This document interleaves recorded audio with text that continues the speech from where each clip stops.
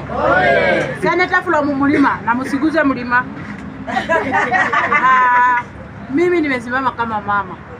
Nataka niseme kiti ya women rep mimi nakitafuta ndani ya bunge na kikosa, sababu hawa wanawake tunachagua wanaenda kuweka wanaume joto bunge na hakuna kitu wanatufanyia. Mimi nimesumbuka karibu Kenya mzima, sio ni faida ya women rep.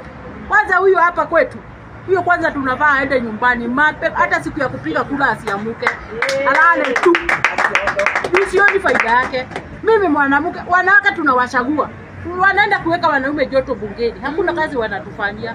Ni kazi gani tunaweza simama? Ukienda Bakiabu, ukienda wapi, ukienda Murang'a, ukienda Nyeri, huko Mlima, hakuna kazi wanafanya. Kwa hivyo njia mzuri wao mama tunawachagua waende bunge.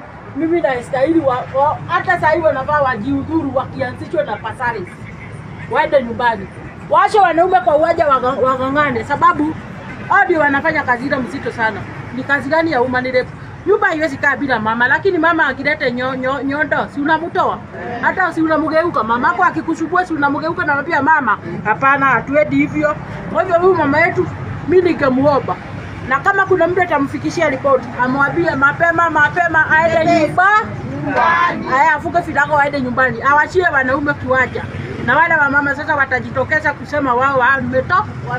Hao wanaume ni wote waende nyumbani, hawana faida. Ni kuweka tu wanaume majoto tu na kutoka na mamiba kwenda nayo nyumbani. Waende nyumbani. Habari zenyu. Tangu Pasaris achaguliwe, mimi sijaona faida kwake ama jenzi. Tangu achaguliwe sijaona maendeleo yake, sijaona msaada wake. So mimi kwa hivyo naomba hivi kwa upande wangu, mapema ndio best, ajiudhuru tu mapema. Ndio hakuna kenye tutampatia.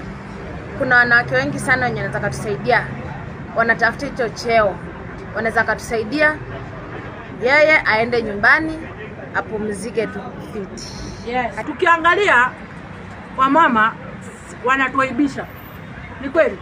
Si unaona kuna mama alitoka hapa kwenda kujifungulia nchi za watu. Si ni mwanamke na ni mama na ako kwenye serikali.